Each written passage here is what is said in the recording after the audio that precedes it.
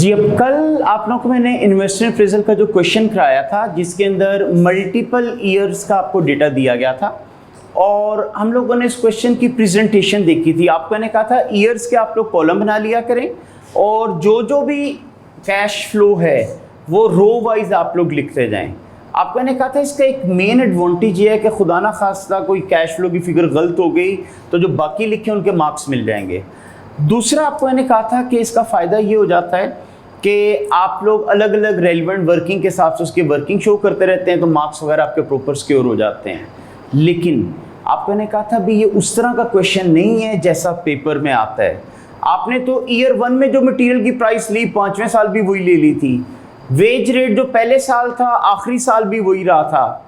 हालांकि प्रैक्टिकली आपको पता है इन्फ्लेशन आती है, प्राइसेस में वेरिएशन आती है। तो आज हम लोगों ने कुछ इस तरह की चीज़ें डिस्कस करनी है कि अगर कभी क्वेश्चन में आप लोगों के पास इन्फ्लेशन का अफेक्ट आ जाए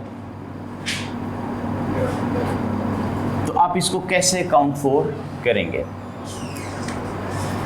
इन्फ्लेशन को अकाउंट फॉर करने के हमारे पास दो मेथड हैं।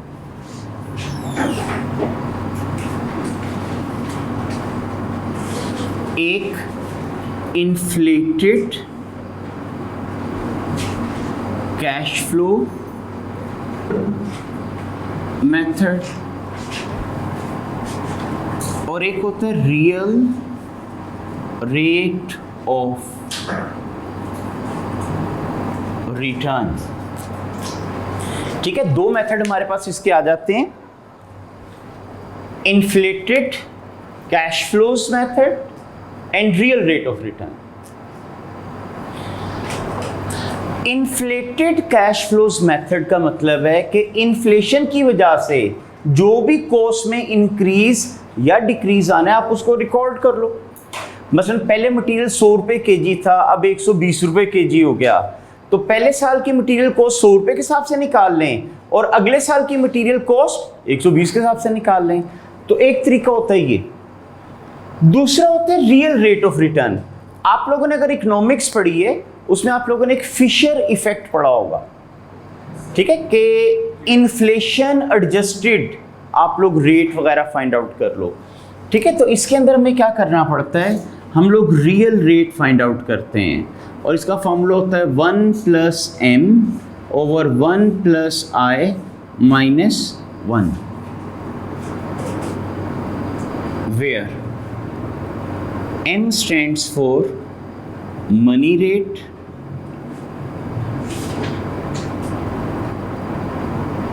I stands for inflation rate,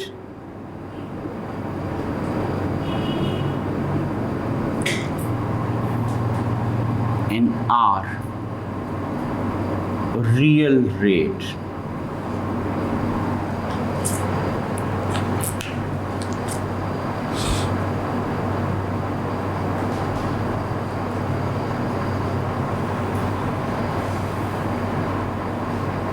अब ये जो मैंने आप लोगों को बताया है कि ये फॉर्मूला इनफैक्ट फिशर ने डिराइव किया था, तो इसको हम लोग फिशर इफेक्ट भी कहते हैं। अच्छा, फिशर ने जब ये फॉर्मूला डिराइव किया था उसने अजम्पशन लिया था कि इन्फ्लेशन रेट ऑफ इंटरेस्ट से ज़्यादा नहीं होगा। ठीक है, यानी जो इन्फ्लेशन का रेट है वो मनी रेट से ज़्यादा नहीं होगा।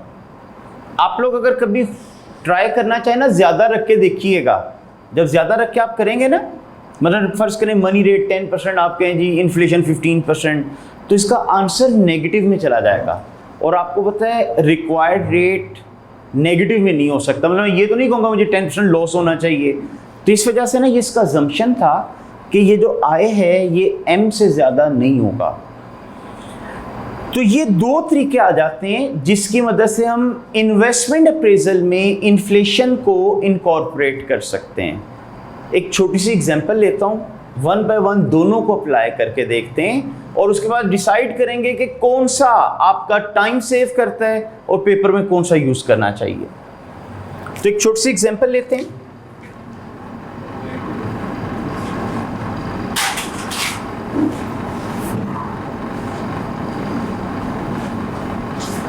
Cash flow in current prices, cash flows in current prices.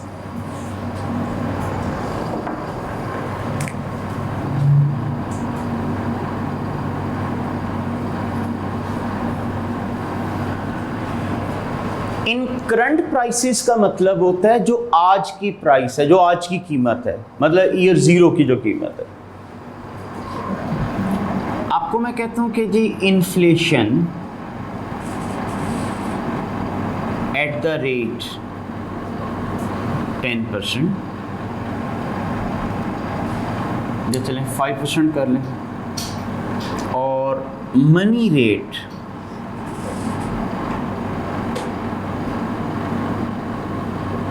इसको 10%। ठीक है, आपका ने कहा था ना, इसका assumption था कि IM से ज़्यादा नहीं होगा। रिक्वायरमेंट में आपको कहा जाता है कैलकुलेट प्रेजेंट वैल्यू ऑफ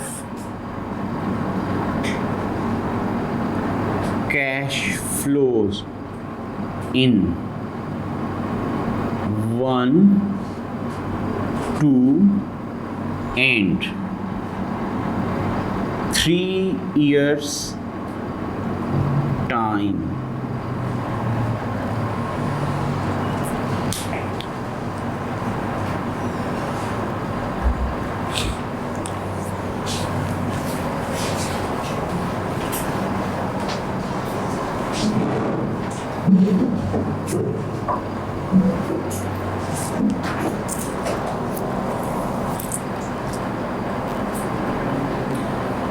ठीक है, तो ये आपका ने कहा कि इन्फ्लेशन को इन्वेस्टमेंट अप्रेजल में किस तरह इनकॉर्पोरेट किया जाएगा, उसके लिए हम लोग ये डिस्कस कर रहे हैं। तो 2 मेथड मैंने आप लोगों को डिस्कस किए हैं, एक एग्जांपल लिया, इसको हम दोनों से करके देखेंगे। आपको मैंने कहा cash flow in current prices, मतलब आज की कीमत अगर चलती रहती, इन्फ्लेशन ना आती, तो आपको मैंने कहा 20,000 रुपये का कैश फ्लो था। आपको मैं कह रहा हूँ कंट्री में इन्फ्लेशन आ रही 5%, आपका जो मनी रेट, जो कॉस्ट ऑफ कैपिटल यानी जो रेट ऑफ इंटरेस्ट है वो है 10%। आपको मैं कह रहा हूँ calculate present value of cash flows. कौन से cash flows? In 1, 2 and 3 years time, कि 1 साल बाद जो कैश फ्लो होना था उसकी प्रेजेंट वैल्यू, 2 साल बाद जो होना था उसकी प्रेजेंट वैल्यू, और जो 3 साल बाद होना था उसकी प्रेजेंट वैल्यू निकालें। तो इस क्वेश्चन को हम दोनों मेथड से सॉल्व करके देखेंगे। तो अब जब मैं इसको सॉल्व करता हूँ तो पहले हम निकाल लेते हैं फर्स्ट मेथड के मुताबिक, यानी इन्फ्लेटेड कैश फ्लोज मेथड।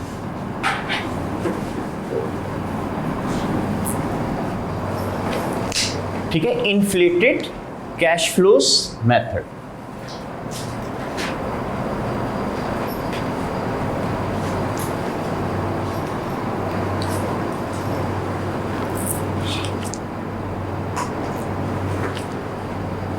अच्छा, नाम से क्या लग रहा है इन्फ्लेटेड कैश फ्लोज?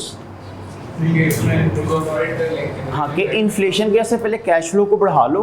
देखिए ना, ये तो आपको मैंने कहा 20,000 आज की प्राइस है, अगर कंट्री में 5% इन्फ्लेशन आ रही, क्या साल बाद ये 20,000 ही होगा? नहीं।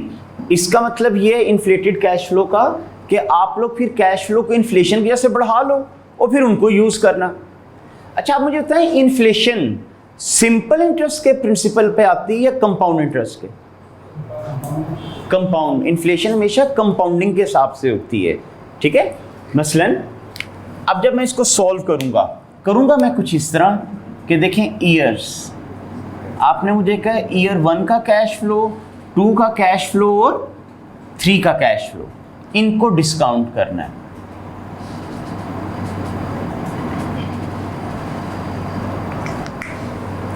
आज के हिसाब से कैश फ्लो है 20,000। अगर 5% इन्फ्लेशन आनी थी, 1 साल के बाद कितना हो जाना था? 21,000 क्या किया, इसका 5% लेके ऐड किया ना। अच्छा, इसका आसान तरीका क्या होता है? आसान तरीका ये होता है कि 1 प्लस आई के साथ मल्टीप्लाई कर दो। ठीक है, अब जैसे 20,000 था ना, तो मैं क्या करूंगा, 20,000 इंटू 1.05, तो आपका इन्फ्लेटेड कैश फ्लो आ जाएगा। अब वो कितना बन गया, 21,000। जब ईयर 2 आएगा, मजीद 5% इन्फ्लेशन आएगी। अब वो 5% किसका होगा, 21,000 का। ठीक है, इसका मतलब अब जब आप कैलकुलेट करोगे ना, तो आपने 21,000 को 1.05 से मल्टीप्लाई करना है, 22,050। और जी अभी हम कैश फ्लो, प्रेजेंट वैल्यू नहीं ना निकाल रहे। अब कैश फ्लो को डिस्काउंटिंग फैक्टर से मल्टीप्लाई करूंगा तो प्रेजेंट वैल्यू निकलेगी। अच्छा, तीसरे साल आप लोगों की फिर इन्फ्लेशन आएगी, तो अब 1.05 से किसको मल्टीप्लाई करना है? ठीक है, इसको 22,050 को, तो जरा करके देखें क्या आता है। 153। ठीक है, तो इन्फ्लेटेड कैश फ्लोज मेथड का मतलब होता है ड्यू टू इन्फ्लेशन आप अपने कैश फ्लो इन्फ्लेट कर लो, देन उनको डिस्काउंट कर दो। क्या रेट था आप लोगों का? 10%। अब आप लोगों ने करना क्या है कि फैक्टर निकालेंगे एट द रेट 10%। तो 1 का तो वही 0.90, 9.82, 6.75, 1। जी, अब प्रेजेंट वैल्यू के लिए मल्टीप्लाई किया जा सकता है, तो देखिएगा 19089, 18213, 17387, 388।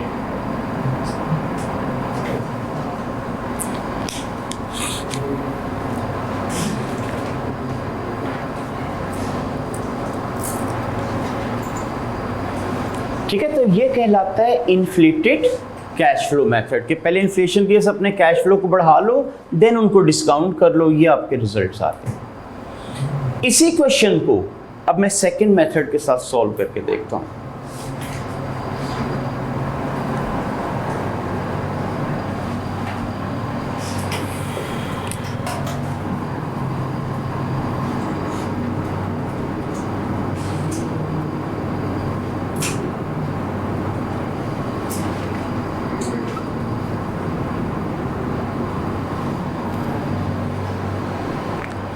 वो है रियल रेट ऑफ रिटर्न। ठीक है, यानी पहले का नाम था इन्फ्लेटेड कैश फ्लो मेथड और दूसरे का आपने नाम लिखवाया था real rate of return. Real rate of return का मतलब होता है inflation adjusted rate of interest निकाल लो और फिर उसको यूज कर जाओ। देखें, इन्फ्लेशन डालनी है ना, क्या क्या पॉसिबिलिटी है, या इधर इन्फ्लेशन डाल लो और अगर इधर नहीं डालनी तो इसमें डाल लो। ठीक है, क्योंकि ये दोनों का प्रोडक्ट निकला है ना। तो अभी जो हमने किया, हमने इसमें इन्फ्लेशन डाली है। ये वाला जो मेथड है ये इसमें इन्फ्लेशन डलवाएगा, इफेक्ट इन्फ्लेशन का। ठीक है, तो इसके लिए आपको पहले वर्किंग में रियल रेट फाइंड आउट करना होगा। तो वर्किंग 1, आपको मैंने इसका फॉर्मूला लिखवाया था 1 + m / 1 + i - 1.10 over 1.05 minus 1। 0.0473। अच्छा, इसका मतलब 4.76%।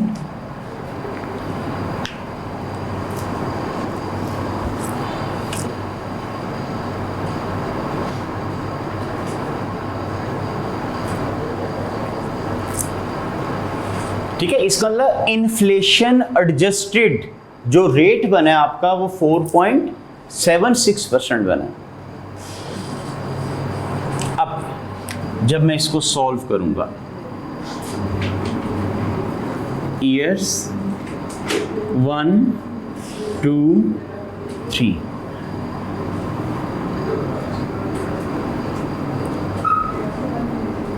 Cash flows. अब जब आप लोग इन्फ्लेशन का अफेक्ट रेट पे ले रहे थे तो फिर कैश फ्लो में नहीं लेना, इसका कैश फ्लो कितना रहेगा 20,000।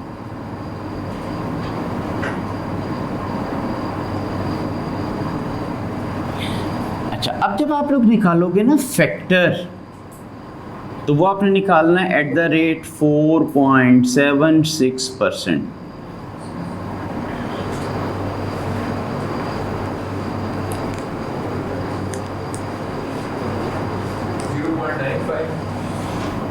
.95, 0.91, 0.91, 0.86. अब आप निकालेंगे इनकी प्रेजेंट वैल्यूज, तो 20,000 को मल्टीप्लाई कर लें 0.95, 19,000। अगले वाला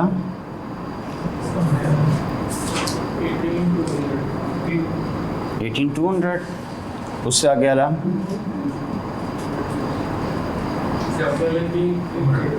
17,200, टू कितना 200। अच्छा, अब ये जो डिफरेंस आ रहा है ना फिगर्स में, ये राउंडिंग ऑफ की वजह से है। आप लोगों ने पहले ये रेट भी राउंड किया, ऊपर से फैक्टर भी आपने 2 डेसिमल प्लेस लिया। ये अगर आप 3-4 डेसिमल प्लेस तक ले लेते तो ये एग्जैक्ट यही फिगर आती है। ठीक है, तो ये 2 तरीकों से हमने करके देख लिया। अच्छा, अगर आप लोगों से मैं सजेशन मांगूं कौन सा मेथड टाइम सेव करेगा? हाँ, ये वाला सेव करता है। उसकी वजह ये होती है, बस एक दफ़ा इन्फ्लेशन का फैक्ट आ गया ना, अब आपने कैश फ्लो को इन्फ्लेट नहीं किया। अभी तो मैंने एग्जांपल के तौर पे 3 साल का डेटा लिया, आपको मैं 8-10 साल का डेटा दे दूं, ठीक है, तो वो आपके लिए ये टाइम कंज्यूमिंग होता है, ये टाइम सेव करता है। लेकिन ये हर जगह यूज नहीं हो सकता। इन्फ्लेशन होती है 2 तरह की, एक होती है जनरल इन्फ्लेशन, एक होती है स्पेसिफिक इन्फ्लेशन। जनरल इन्फ्लेशन का मतलब आपको मैं कहूँ यार हर चीज 10% महंगी होगी, वो चाहे सेल है, चाहे मटेरियल है, लेबर है, ओवरहेड्स हैं, हर चीज 10% महंगी। इसे कहते हैं जनरल इन्फ्लेशन। स्पेसिफिक इन्फ्लेशन का मतलब ये होता है कि डिफरेंट रेट्स हों। आपको मैं कहता हूँ यार सेल 5% महंगी हो गई, मटेरियल में 3% इन्फ्लेशन आ गई, लेबर में 10% आ गई, ओवरहेड में आई कोई नहीं। जब मैं मल्टीपल रेट्स बता दूं आपके लिए प्रॉब्लम बन जाए ना यहाँ आई कौन सा यूज करें, तो फिर आप लोग इस तरीके से सॉल्व नहीं कर पाएंगे। ठीक है, इसलिए जब एक कांस्टेंट रेट से हर चीज इंक्रीज हो रही हो तो आप लोगों ने ये मेथड यूज करना है, वरना ना कीजिएगा, क्वेश्चन गलत हो जाना है। और एग्जामिनर पेपर में जब भी डाल रहा है वो स्पेसिफिक डाल रहा है। अच्छा, एक दफा स्टूडेंट्स कंफ्यूज हुए जब ये सीएमए के पेपर में था। कंफ्यूज क्या हुए, एग्जामिनर ने कहा कि 10% इन्फ्लेशन आती है, लेकिन उसने मशीनरी की स्क्रैप वैल्यू खुद बता दी थी कि नहीं जी स्क्रैप इतनी है। इसका मतलब सब में 10% इन्फ्लेशन लेनी थी बट स्क्रैप में नहीं लेनी थी। वहां पर भी अगर स्टूडेंट ये यूज कर जाएगा तो भी गलत हो जाना। उसकी वजह ये, जब ये रेट यूज करेंगे ना, ये हर कैश फ्लो में इन्फ्लेशन का फैक्ट डालेगा, वो स्क्रैप होगी वो उसमें भी डलवा देगा। तो इस वजह से ना आप लोग याद रखें कि ये सिर्फ तभी यूज हो सकता है जब एक कांस्टेंट रेट से तमाम कैश फ्लोज में इन्फ्लेशन आए। किसी एक कैश फ्लो में भी इन्फ्लेशन ना आए या डिफरेंट रेट से आए तो फिर आपको ये मेथड यूज करना पड़ेगा। तो इसलिए आप देखेंगे जब मैं पास्ट पेपर के क्वेश्चन करा रहा हूँगा, तकरीबन हर क्वेश्चन में मैं ऐसे ही करा रहा हूँगा। उसकी लिमिटेशन मैंने आपको बता दी कि अगर जनरल इन्फ्लेशन एक कांस्टेंट रेट से नहीं आ रही और हर चीज़ महंगी नहीं हो रही तो फिर ये वाला मेथड नहीं चल सकता। जी, यहाँ तक पॉइंट समझ आ गया? तो कल जब मैंने आपको क्वेश्चन कराया था ना, उसमें मटेरियल की प्राइस, लेबर, ओवरहेड, रेंट, हर चीज़ कांस्टेंट थी, तो उस वक्त मसला नहीं आया था। लेकिन आपको मैंने कहा था आपका एग्जामिनर जो पेपर में क्वेश्चन डालता है वो इन्फ्लेशन भी डालता है, वो टैक्स भी डालता है, वो वर्किंग कैपिटल भी डालता है, मल्टीपल ईयर्स भी होते हैं। तो इसका मतलब अभी हम स्टेप बाय स्टेप चीज़ें कवर कर रहे हैं। अभी मैं उस पोजीशन पे नहीं पहुंचा कि पास्ट पेपर का पूरा क्वेश्चन करा जाऊं।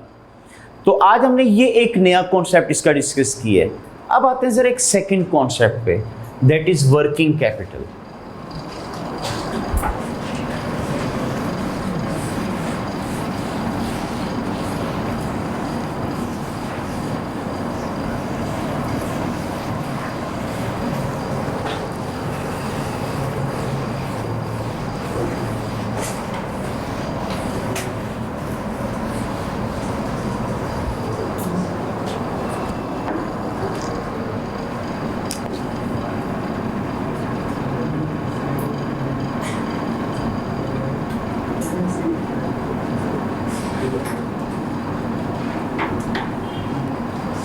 सो वर्किंग कैपिटल, अच्छा वर्किंग कैपिटल का फॉर्मूला क्या होता है? Current asset minus current liabilities. Current asset में हमको तो स्टॉक, डेटर, कैश ये चीज़ें आती हैं ना, करंट लायबिलिटी, क्रेडिटर, एक्रूवल्स वगैरह। देखिए जब आप कोई नया काम शुरू करते हैं, मतलब फर्ज करें आज मैंने एक नई प्रोडक्ट बनाना शुरू की, तो उसके लिए कुछ ना कुछ स्टॉक तो चाहिए होगा ना। इसका मेरा स्टॉक में पैसा ब्लॉक होगा। नई चीज़ बना रहा हूँ, क्या पहली दफ़ा लोग कैश पे आकर ख़रीदना शुरू कर देंगे? नहीं, बड़े लिमिटेड से लोग खरीदेंगे। मैंने उधार देना शुरू कर दिया लोगों को, यार ये चीज़ रखो, बिक गई तो पैसे दे देना, ना बिकी तो वापस कर देना। मतलब देखिए ना, अगर मैं एक शॉपकीपर का जाऊँ, जी मेरी प्रोडक्ट रखो, 1000 रुपया दो मुझे, तो उसके ज़हन में होगा पता नहीं इसकी चीज़ बिकनी है नहीं बिकनी, 1000 रुपये ना मेरा फंस जाए, तो वो रिलक्टेंट होगा मेरी चीज़ रखने को। लेकिन अगर मैं उसे कहूँ ना यार रख लो, बिक जाएगी तो पैसे दे देना, फिर वो फ़ौरन रख लेगा कि हाँ छोड़ जाओ इधर। तो इसलिए जब हम कोई नई प्रोडक्ट लॉन्च करते हैं तो करना क्या पड़ता है, थोड़ा बहुत पैसे अपने पास रखने पड़ते हैं इन्वेंट्री के लिए, थोड़े बहुत फंड्स ब्लॉक हो जाते हैं आपके डेटर्स में, डे टू डे एक्सपेंडिचर के लिए थोड़ा बहुत कैश टाइड अप करना पड़ता है। तो इसलिए जब कोई नया प्रोजेक्ट शुरू किया जाता है उसके लिए आपको वर्किंग कैपिटल की कुछ अमाउंट रिक्वायर्ड होती है। मसलन फ़र्ज़ करें मैंने सोचा यार ₹1,00,000 का मटेरियल होना चाहिए, 2 लाख रुपया डेटर के लिए होना चाहिए, ठीक है। एग्रीगेट करके मैंने कहा यार मुझे कोई 5 लाख रुपया करंट एसेट का चाहिए। जो सप्लायर ऑफ मटेरियल है, मैं नया नया उसका कस्टमर बना, अट्रैक्ट करने के लिए कि मैं उसी से चीज़ें खरीदूं, उसने मुझे कहा यार तुम्हें मैं ना ₹1,00,000 का उधार दे दिया करूँगा। अब 5 लाख रुपए के मुझे एसेट चाहिए, ₹1,00,000 का उसने मुझे चलो उधार दे दिया, बाकी 4 तो मैंने अरेंज कर रहे हैं। तो मुझे क्या करना पड़ेगा, 4 लाख अरेंज करके अपने पास रखना पड़ेगा। जब वर्किंग कैपिटल क्रिएट किया जाता है तो आप लोगों के फंड्स टाइड अप हो जाते हैं, ख़त्म नहीं होते, टाइड अप हो जाते हैं, ब्लॉक हो जाते हैं। कब तक वो ब्लॉक रहेंगे? जब तक ये प्रोजेक्ट चलता रहेगा। जिस दिन प्रोजेक्ट बंद करूंगा, क्या अब मैं इन्वेंट्री रख रहा हूँगा, क्या अब मेरे डेटर बाकी रह जाएंगे, तो वो मुझे वापस रियलाइज हो जाएगा, ठीक है। यानी वर्किंग कैपिटल के लिए आपको मैंने कहा, जब आपको कहा जाएगा ना मेंटेन द वर्किंग कैपिटल, उस वक्त आपने उसको आउटफ्लो शो कराना है, और जैसे ही प्रोजेक्ट की लाइफ खत्म हो जाए उसको इनफ्लो शो कराना है, ठीक है। तो अब वो मैं इसके कैश फ्लोज की प्रैक्टिस कराने लगा हूं, और एग्जामिनर इसके क्या क्या पॉइंट डालता है वो मैं 1 बाय 1 सारे कवर करता हूं। आपको मैं कहता हूं वर्किंग, ये फर्स्ट एग्जांपल अभी हम कर रहे हैं, वर्किंग कैपिटल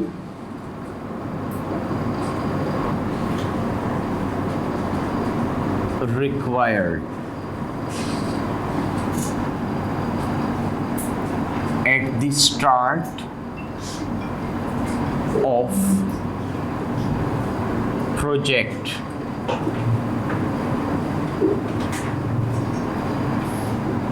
$10,000.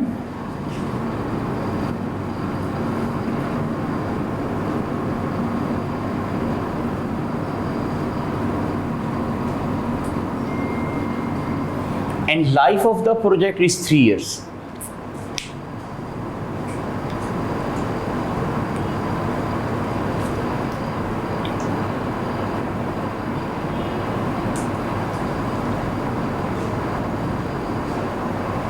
ये डेटा देके आपको कहा जाता है इसके कैश फ्लोज बनाएं। ठीक है, प्रेजेंट वैल्यू नहीं मैं कह रहा अभी, सिर्फ कैश फ्लोज बनाने हैं।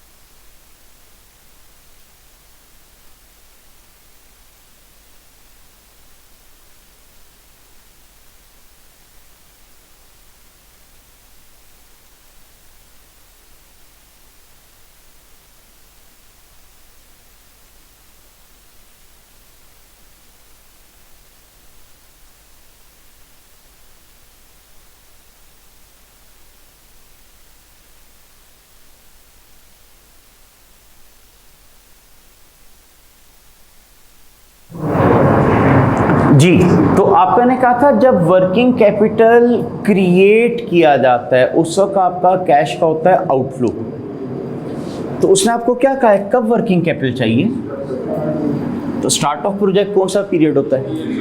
ईयर 0। तो 0 के अंदर आउटफ्लो आ जाएगा 10,000। कितनी लाइफ थी इस प्रोजेक्ट की? तो जब 3 साल पूरे होंगे क्या इस वर्किंग कैपिटल की मजीद जरूरत रहेगी? तो ईयर 3 में 10,000 का इनफ्लो हो जाएगा। ये इसके रेलिवेंट कैश फ्लोज हो गए।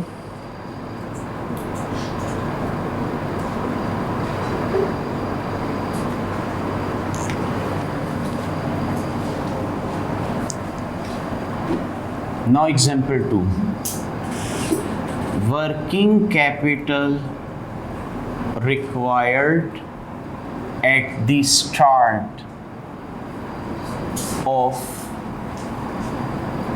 project 40,000। working capital required at the end of year 1 50,000। Life of the project 3 years।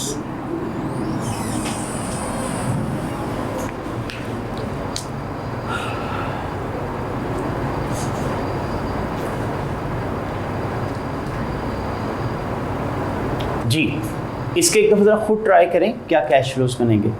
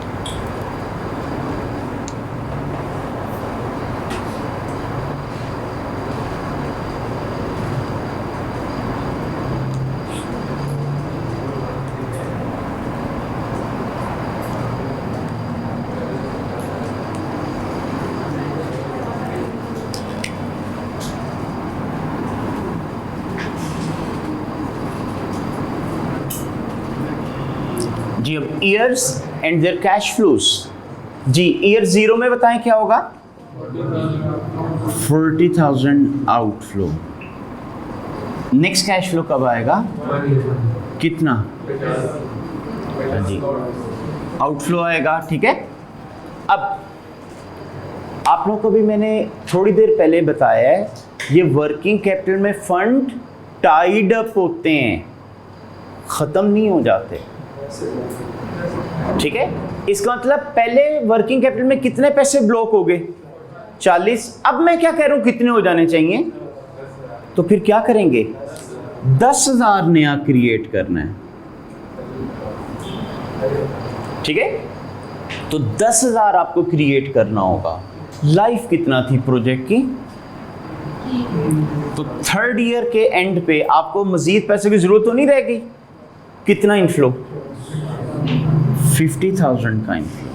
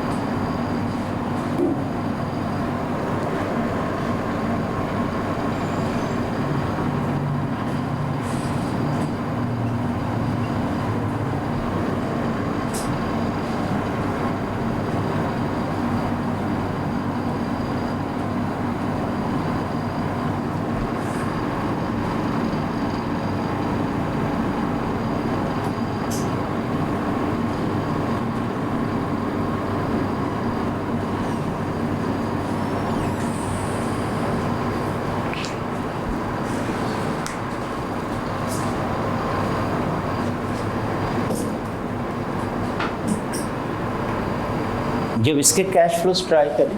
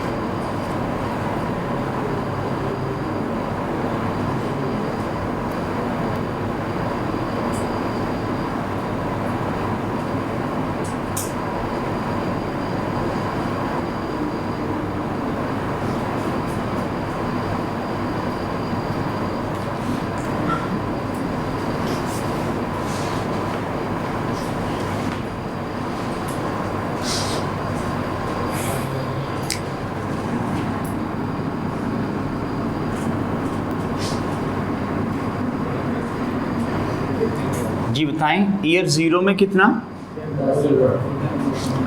10,000 का आउटफ्लो। 1 में 3,000 का आउटफ्लो। 2 में 7,000 का आउटफ्लो। 3 में 5,000 का इनफ्लो। देखिए 20 हो चुका था ना, अब जब मैंने कहा 15 कर लो तो इसका 5 रियलाइज कर लो। और ईयर 5 में 15,000 का। तो इस तरह के पॉइंट एग्जामिनर ना आपके पेपर में डाला करता है, तो इन चीज़ों का आप लोगों ने ख्याल रखना होता है ताकि अकॉर्डिंगली आप लोग कैश फ्लोज बना सको। एक कॉमन मिस्टेक जो स्टूडेंट करते थे ना, जैसे यहाँ पे आप लोगों ने 50 कह दिया था, वो अक्सर स्टूडेंट जल्दी में ये कर जाते हैं। तो आपको मैंने कहा था वर्किंग कैपिटल में जस्ट फंड ब्लॉक होते हैं, टाइड अप होते हैं, ख़त्म नहीं हो गए होते। अगर ख़त्म हो जाते ना तो फिर इधर 50 ही आना चाहिए था, लेकिन क्योंकि ब्लॉक हुए होते तो हम कहते हैं 40 ऑलरेडी ब्लॉक्ड है, अब चूंकि 50 करना है तो 10 और क्रिएट कर लो। ठीक है, तो ये इसका पॉइंट भी पेपर में फ्रीक्वेंटली आता है। अच्छा, अब इन्फ्लेशन भी हम लोगों ने डिस्कस कर लिया और वर्किंग कैपिटल भी कर लिया। अब रह गया आखिरी पॉइंट, टैक्स। अच्छा, आप लोग मुझे बताएं, ये जो टैक्स लगता है ये आपके कैश फ्लो पे लगता है, प्रॉफिट पे लगता है? प्रॉफिट पे लगता है। और प्रॉफिट निकालते वक्त चाहे कैश एक्सपेंस हो चाहे नॉन कैश, दोनों माइनस करना पड़ते हैं। मतलब आप लोगों को डेप्रिसिएशन भी माइनस करना पड़ता है। ठीक है, हालांकि कैश फ्लो बनाते वक्त डेप्रिसिएशन नॉन कैश आइटम में लिखते ही नहीं होते। अब प्रॉब्लम क्या आती है? टैक्स के अंदर एक तरीका ये है, आप लोगों को मैं कहूँ कि यार आप लोग कैश फ्लोज अलग से बनाओ। टैक्स पे कैश का इनफ्लो होना होता है, आउटफ्लो होना होता है, पैसे देने होते हैं ना आपने। अच्छा, अगर प्रॉफिट हो तो देना होता है टैक्स, अगर कभी लॉस हो, ठीक है, तो फिर उसको इनफ्लो शो कराना है आप लोगों ने। किसी साल लॉस निकला तो उसके टैक्स का इनफ्लो शो होगा। अच्छा, कई स्टूडेंट के ज़हन में होता है कि जी पाकिस्तान में ऐसे नहीं होता या जो भी है। देखें, मसला ये है कि ये सिर्फ एक प्रोजेक्ट है, ये आपके पूरे बिजनेस का टैक्स नहीं निकल रहा। ये जो एक नया प्रोजेक्ट अंडर कंसीडरेशन है, मैं सिर्फ इसके प्रॉफिट का टैक्स निकाल रहा हूँ।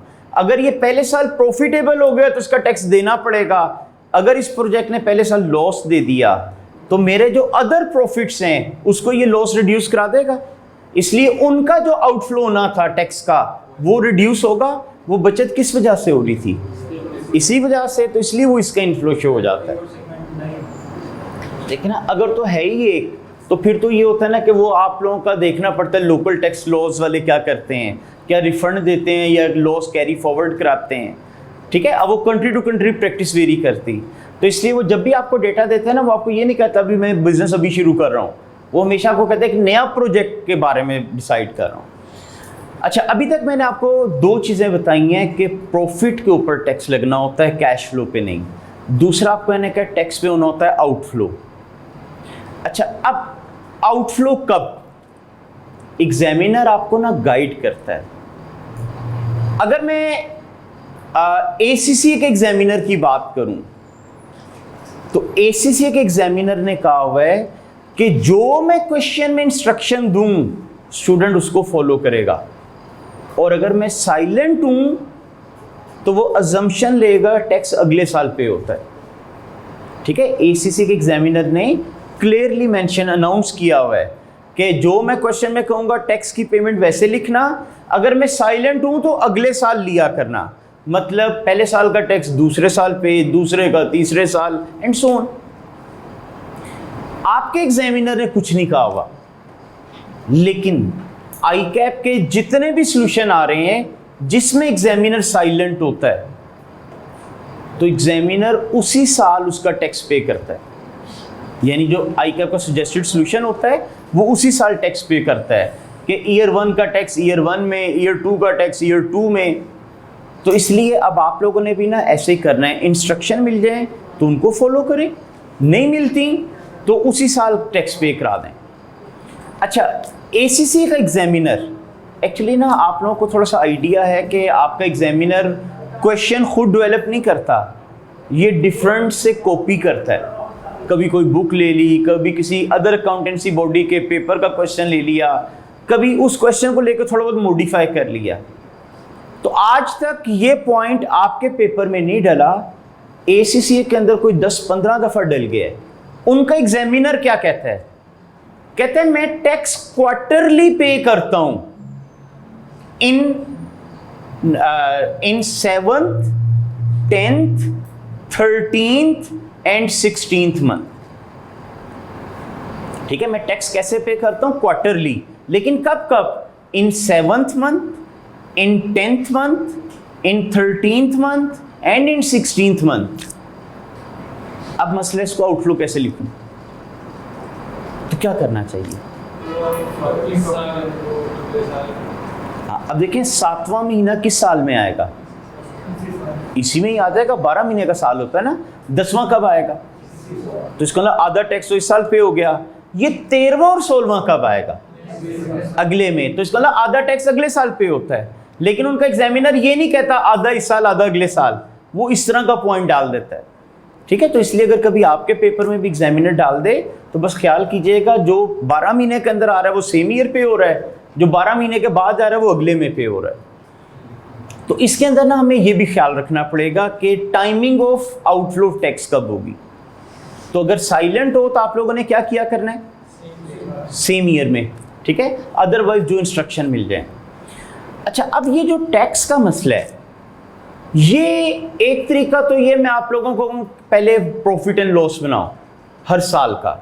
अज्यूम करते हैं 10 साल का प्रोजेक्ट है, अब मैं 10 साल के प्रॉफिट एंड लॉस बनाऊं। वहाँ से नेट प्रॉफिट निकालूँ, उन पे टैक्स रेट लगाऊँ, उन पे टैक्स निकाल दूँ। देन कैलकुलेट तो एनपीवी करनी थी। फिर मैं कहूँ चलो दोबारा 10 साल के कैश फ्लो बनाओ। देखिए सेल उधर रेवेन्यू शो हो रही थी, इधर इनफ्लो शो हो रहा होगा। मटीरियल लेबर एफओएच उधर एक्सपेंस शो हो रहा था, इधर आउटफ्लो शो हो रहा होगा। डेप्रिसिएशन उधर एक्सपेंस में आया, इधर नहीं आएगा। टैक्स उधर कैलकुलेट हुआ, इधर पेमेंट में लिखना पड़ेगा। तो डुप्लीकेशन आना शुरू होगी कि सेल दो दफा लिख रहा हूं और 10 साल है तो इसका मतलब 10 साल की फिगरें बार बार लिख रहा हूं। तो ये हमारे लिए ना वेस्टेज ऑफ टाइम हो जाता है। एग्जामिनर गलत नहीं करेगा, लेकिन आप लोगों का पेपर भी टाइम पे कवर नहीं होना कि डबल चीज़ें लिखना पड़ रही। मसलन देखिए ना, आपने क्वेश्चन कल किया था, हर ईयर में 6 7 कैश फ्लोस थे, 5 साल का डेटा था। अब 5 सालों का टैक्स भी निकालना पड़ जाए तो 5 साल के प्रॉफिट लॉस भी बनाने पड़ेंगे, उसमें फिर वो 6 7 चीज़ें लिखनी पड़ेंगी। तो इस वजह से हम लोग कहते हैं अगर एक ख़ास तरीके से आप इसकी प्रेजेंटेशन दे दो, कैश फ्लोस बना दो, तो 1 गो के अंदर क्वेश्चन सॉल्व हो सकता है। लेकिन इसमें ना चांसेस ऑफ एरर बढ़ जाते हैं, इसलिए बड़ा टेक्टफुली आपको मैनेज करना पड़ता है। ठीक है, तो इंशाल्लाह कल मैं आपको बताऊंगा कि क्या सूटेबल फॉर्मेट होना चाहिए कि अगर आप उसको फॉलो करो तो डुप्लीकेशन भी नहीं होगी और क्वेश्चन भी सॉल्व हो जाया करेगा। ठीक है, अदरवाइज गलती से बचना चाहते हो तो डुप्लीकेशन कर लो, लेकिन उसमें फिर टाइम डबल लगेगा। तो इसलिए टाइम भी कम लगे और क्वेश्चन भी ठीक हो जाए, उसके लिए ख़ास फॉर्मेट चाहिए। अच्छा, अब कल मैं आपको वो चीज़ कराऊंगा, लेकिन कल मैंने क्लास में प्रैक्टिस भी करानी। अपने अपने कैलकुलेटर्स लेके आइएगा। Thank you ji.